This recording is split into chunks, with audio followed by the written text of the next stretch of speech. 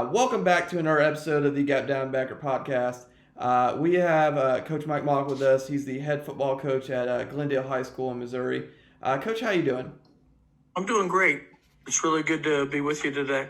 Well, I appreciate you coming on. You're a little bit of what I would define as a legend here in the great state of Ohio. But for people that are not from Ohio that kind of don't know who you are, can you kind of give us how you ended up at Glendale and kind of your history of success? I should probably phrase it that way. Well, I started coaching out at a small school in Ohio at Bluffton High School. I taught there for 2 years, was a defensive coordinator, really enjoyed my time and experience there. I got married and we decided to move to Columbus, where I spent 2 years coaching at Dublin High School.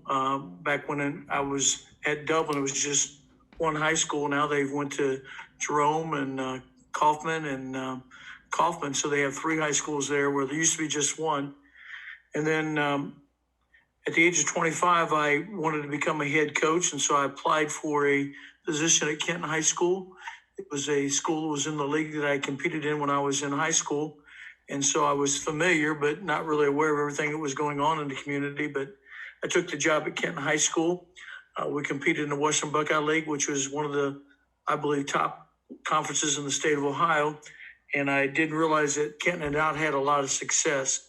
In fact, I think we only had 9 winning seasons in the history of the school back when we took the job. But it gave me an opportunity to learn and to grow and mature as a coach. I started out coaching defense, enjoyed coaching defense. And I think the last year I was really the defensive coordinator in charge of the defense.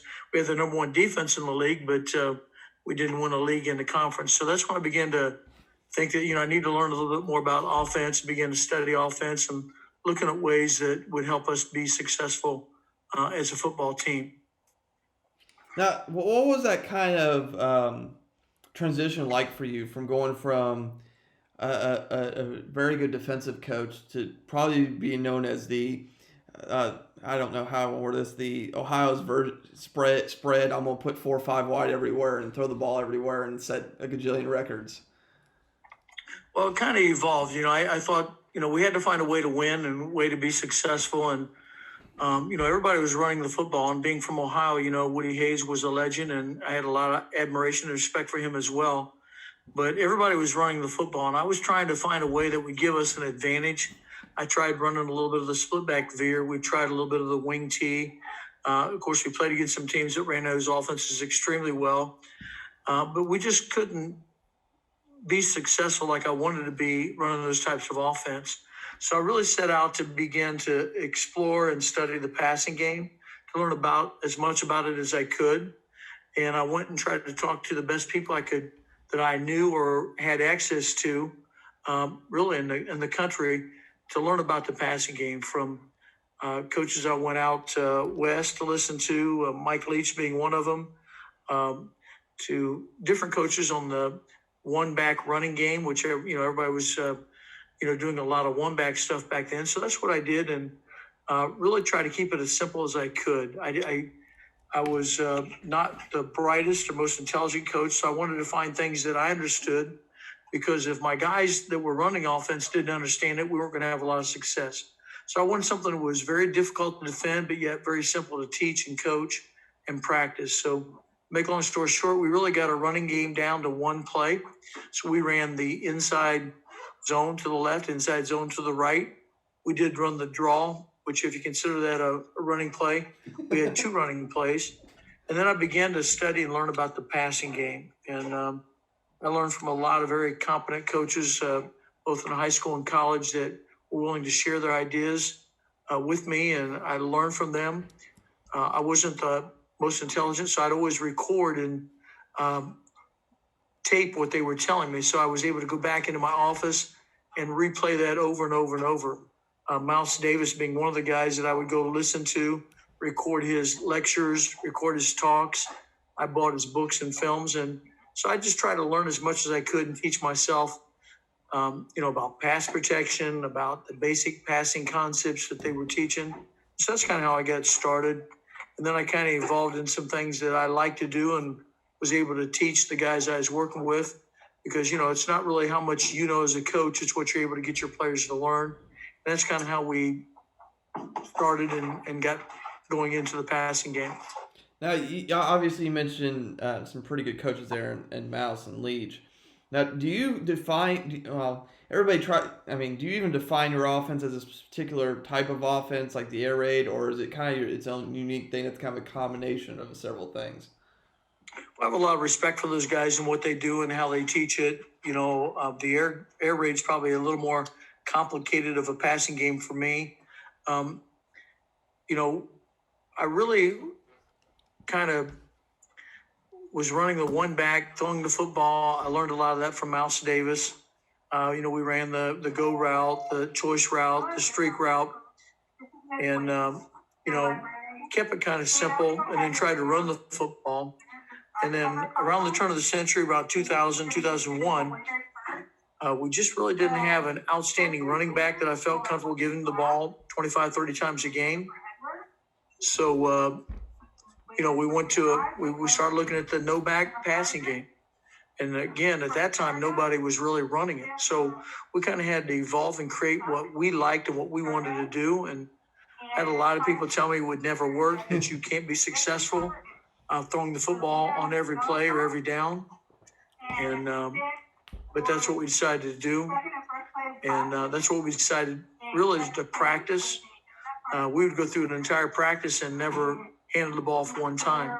We passed it from the time we got there until the time we left. So our goal was to become the best passing team we could, and not only be the best we could be, but try to be the best passing team in the state of Ohio, which is ultimately what we tried to become. Now, I have several questions going from there. First, you kind of mentioned kind of like inside run was really your only run.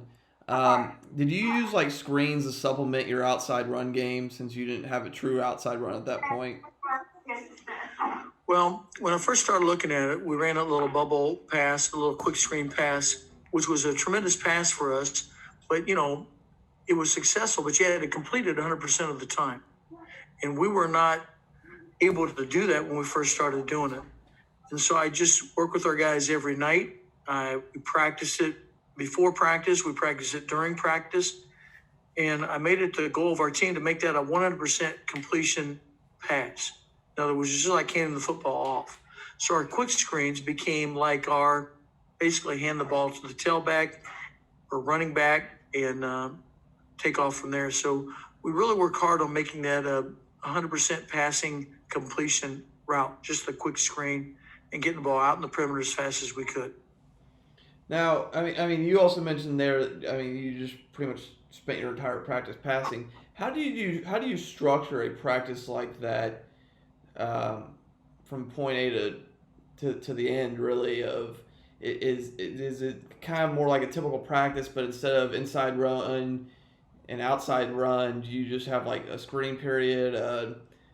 Do you break your seven? I'll rephrase it this way. Do you break like your 7-on-7 periods into different smaller periods? How do you structure a practice to where you're going to throw the entire time, not run the ball?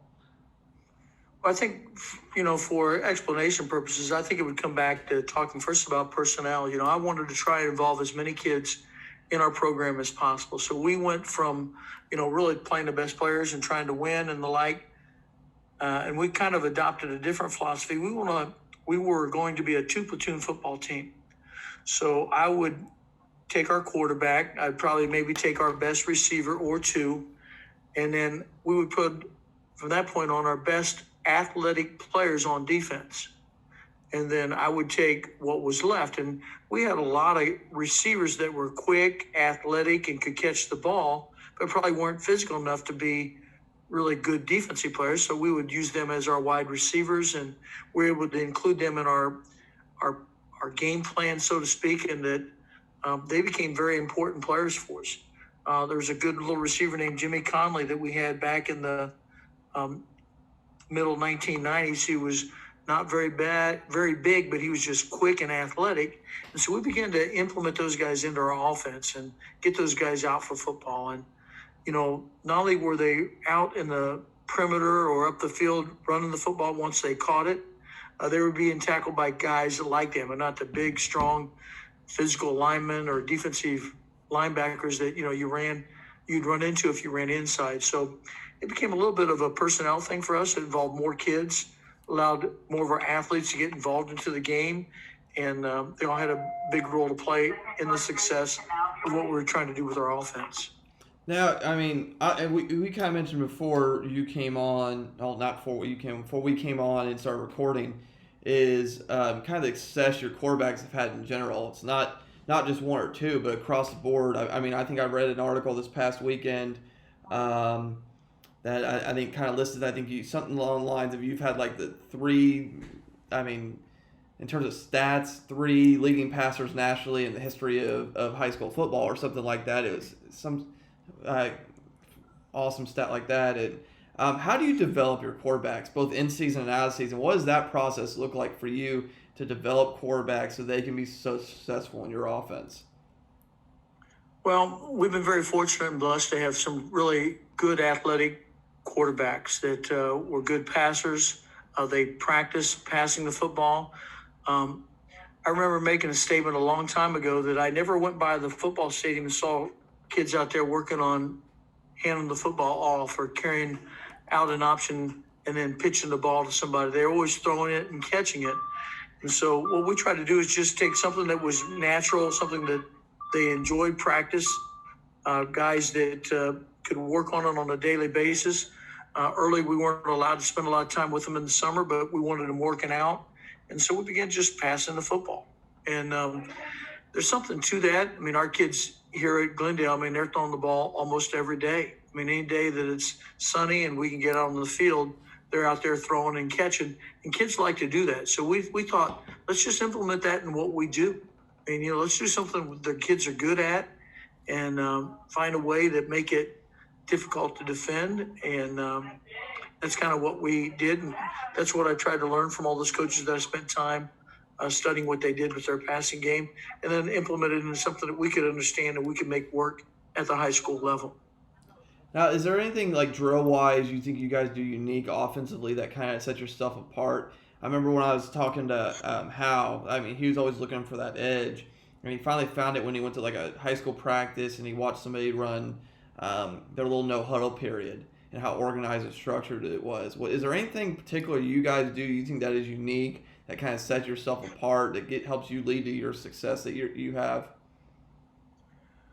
Well, if I were to say anything, that's what we do from the time we start practice until the time we end practice. We're throwing the football in different situations, different places on the field, different situations. We try to put as much simulation into game conditions as possible throughout our entire practice time. So we're working on, inside the red zone, working on being in the middle of the field, working on down and distance, working on situations when maybe protection breaks down and the quarterback's elusive, so that it's not something that when we get into the game, we haven't practiced or haven't prepared for. And so I think, over the years, you find out, just exactly what you're going to be going against. And so we spend a lot of time in our practicing those situations, practicing scramble, practicing being inside the red zone, practice even controlling the ball at the end of a game when, you want the clock to wind down and, get the game over with. So there's a lot of things to practice. And fortunately, when you do it as often, as many times, there's a lot of other things that you eliminate. You don't have to spend as much time with. So we don't work on handing the football off. We don't work on carrying out a fake on the option or, doing those kind of things. We'll work on everything that focuses or centers around the passing game. Okay.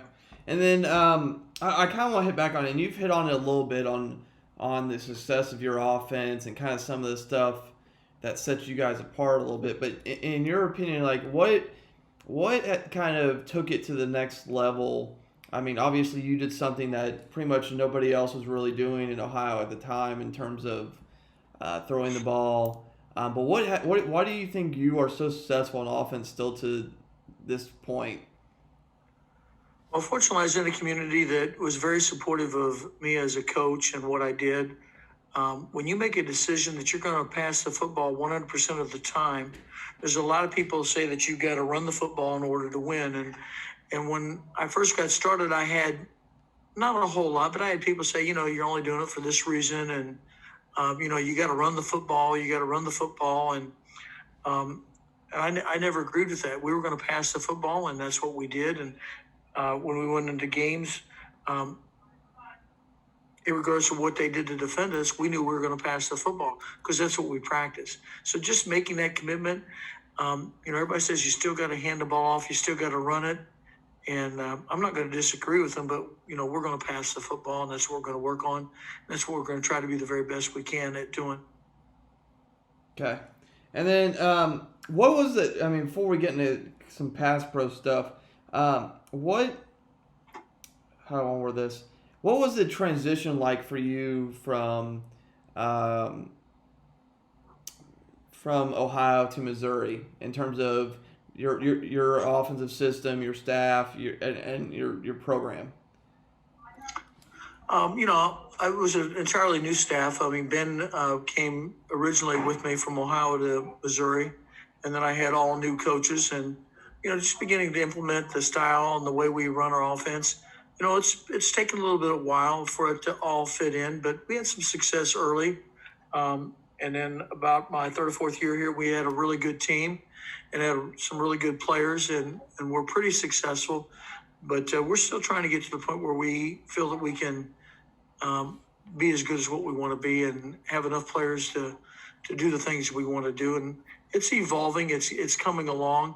And it's just an adjusting process that we hope we can continue to get better. And that's we're planning on trying to be as good as we can be, hopefully next fall. And then I mean, you mentioned you recorded all of your meetings and kind of as you study, but I mean, at this point, let me rephrase that. Who do you, after 30 plus years of doing this and being involved, and who are you spending most of your time studying or looking at, whether it be offense, defense, culture, special teams? Where do you spend a lot of your time at this point? I think I love watching college football. I didn't watch as much professional football this year as I had in the past, although I did watch some games. I really enjoy watching Patrick Mahomes play here out in Kansas City. You watch and see what they're doing. Um, they're doing a lot of things that we try to do, and I think he's got the leeway to do the things that we've asked our quarterbacks to do, and in making plays and creating plays and being elusive and using his abilities. We're not, all the lines of a traditional passing team where everything's got to be exactly right. We're always adapting and adjusting based upon the coverages we see, the fronts we see. We try to control the tempo. We try to do as much as we can control in a game as possible so that we can practice it, but yet also realizing there's only a few things that you can do to defend what we're doing. So I think that gives us a little bit of an advantage as well. So it's just kind of always evolving, and it's kind of exciting and still fun. And there's no real right or wrong way to do it. It's just you got to find out what works best for you. Okay. And then, like I said, and we talked over the phone a little bit about some pass pro stuff. Obviously, with you putting a lot of 4 and 5 wide stuff out, and you're a lot of time you're left with the 5-man protection. How long did it take you to develop? How do I want to word this? Actually, that's probably a bad way of wording it, but oh well. How long did it take you to develop a pass pro that you were comfortable with once you started heading towards this direction? I think that I'll come back and say that I think as long as you can keep things simple, the simpler you can keep it, the better. I was fortunate to have a very good offensive line coach in Ohio, Tony Osmond, who played at the University of Michigan, was from Kenton, Ohio, was my offensive line coach. When I told him we were going to pass the ball every down, he never said, well, we got to do this or let's do it a different way. He just said, we'll block and protect the quarterback and use the schemes that we have and keep it simple and allow us to practice and be good at it. And, he had 5 or 6 guys that he'd work with every night. They got really good at what they were doing. They enjoyed doing it. We had different types of kids, from tall, long, athletic kids to smaller, quicker guys, stronger guys. But he was really good at teaching the fundamentals of pass protection. And then we had quarterbacks that, could get the ball out, could recognize fronts, could recognize coverages, were elusive enough that if we didn't have somebody blocked and it came through, we were able to make a play even without blocking them. And that allowed us to open up some other realms of our passing game that, when you watch some of our players in the past that were a little more athletic, they created some tremendous plays by scrambling and running and, making plays when the play should have been over. And I can go back, when we first got started, we played, I think, against one of the best coaches I ever coached against, Jerry Beauty up at Defiance. And he'd come off a state championship and had a really good football team. And we were just trying to find out some things that we could do to have a little success from them. And, they beat us pretty good that night, but they were putting a lot of pressure on our quarterback. And I told our quarterback, I said, just go ahead and take the snap and take a knee because, there's no way, we can get away from them. And he said, well, our quarterback said, I'm not going to take a snap. I said, well, then don't let him catch you. Not realizing that him running and being elusive really opened up a lot of our passing game. And so I thought, if we can do that kind of unpracticed, what are we going to do if we begin to practice that? Scrambling and allowing our linemen to readjust on maybe a person that was chasing our quarterback and allow our quarterback to make plays. So, we even used that as our offense developed and matured, and we weren't as very good maybe that first year we did that back in 2000, but 2001 we got pretty good at doing it and allowed us to have a lot of success. Now, do you, from a pass pro perspective, how much time does your offensive line typically get? Obviously, you're throwing a lot in practice. How much time, and is there like a set of drills that need to be accomplished every day, or does it kind of vary week to week depending on what you think you might see? Our offensive line are practicing their pass protection from the time we get to the field. We get through warm-ups, we get through our pre-practice conditioning, so to speak, agility type of things. They go to right doing what they do. They practice pass protection from the time we can go in individual all the way up through a team period and as we finish practice. They are not running an opponent's offense. They're working on protecting our quarterback because everything that we do is based upon them being able to protect him and allow him to do the things we want to do with our offense. If you can't protect the quarterback, you're not going to have a lot of success passing the football. So that's all they do. That's what they practice. That's what they get really good at. And they look at different schemes, different looks, different fronts. Again, we try to keep it as simple as we can in teaching it. Then, there's times that, you're going to see a lot of different looks. We've seen every look you can imagine. Try to get pressure on our quarterback. So that's what we practice. That's what they try to get really good at. From a off the field perspective, in terms of a normal year here, how much film time does not only your offensive line spend, but the pretty much rest of your team on a typical, say, practice day? Well, we don't spend a lot of time watching film before practice. We'll watch a little bit of film after practice, just get an idea of personnel, maybe what they did against us the year before, or what they've done against teams that are maybe a little similar to what we do. But when we go into a game on Friday night, I'm not really sure what we're going to see. We could see an odd front. We could see an even front. We could see a big front. We could see a front maybe we hadn't seen before. So we try to practice and prepare our guys for every potential front coverage that we could see. We've kind of simplified them to where we have a pretty good idea of the 3 or 4 fronts we could see or the 3 or 4 coverages we see. So that's what we practice against. And, we might play against somebody that's a predominantly odd front team, but when they play us, they play an even front. I don't know why that is that way, but that's the way it is. They're a team that predominantly is an even front team or a 6-2, 4-4 type of team, and they get into an odd front. So when we saw that, I got to thinking that, I don't think there's really any good way to defend what we do. So we got to be prepared for whatever they decide to do.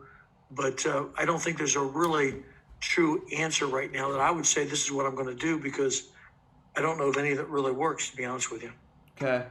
And then is there anything that kind of get like when you look at it, kind of going back? Is there anything that kind of gives you a little time that requires a little extra preparation or eval during the off season? Because like obviously when I talk to some of the air raid guys, they at least the high school guys, they talk about drop 8 and then variations of quarters, and then obviously when I talked to Hal, he said one of the biggest problems for offense coordinators is staying patient, especially when you get that drop 8 stuff.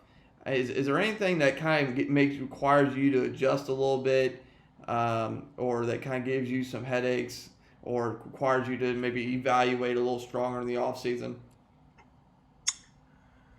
Well, I'm probably a little bit different than him. I really try. We really try to keep things as simple as possible.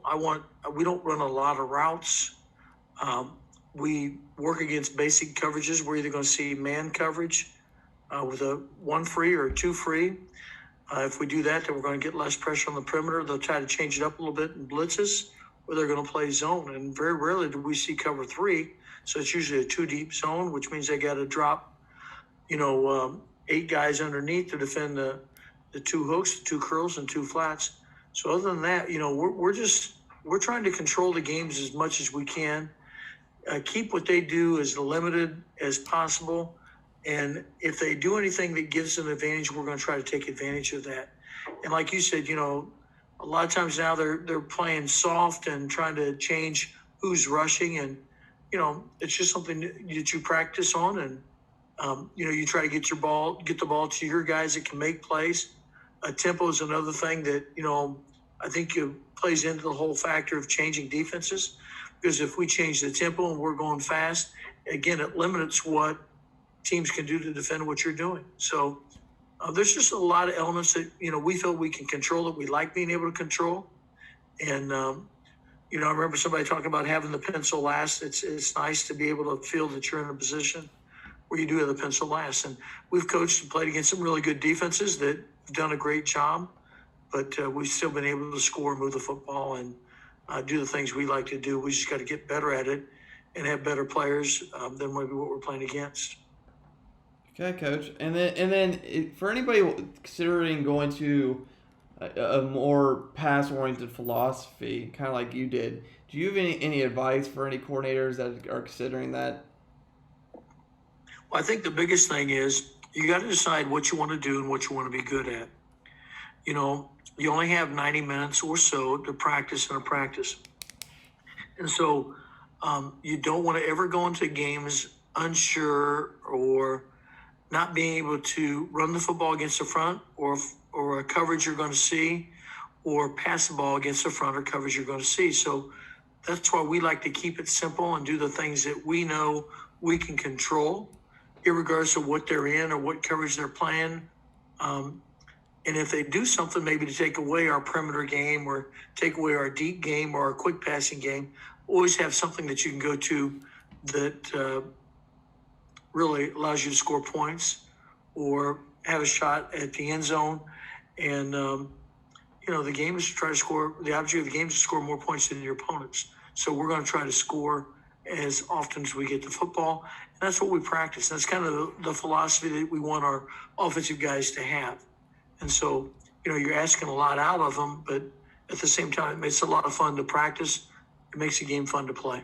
Coaches, that was Coach Mike Mauk. Coach's email will be below if you want to reach out to Coach. Also, make sure you check out our sponsors and affiliates below. Their links are below on the bottom. If there's any point you want to go back and re-listen to as part of this podcast, remember the tags are in the bio as well, so you can go back and click on a specific question and listen to Coach over again. And make sure, as always, subscribe to the channel or the podcast, depending on how you listen to this. Like and share this video so other coaches can see it, and people so more can listen to Coach Mauk and reach out to him. Thank you, and that was another episode of the Gap Down Backer podcast.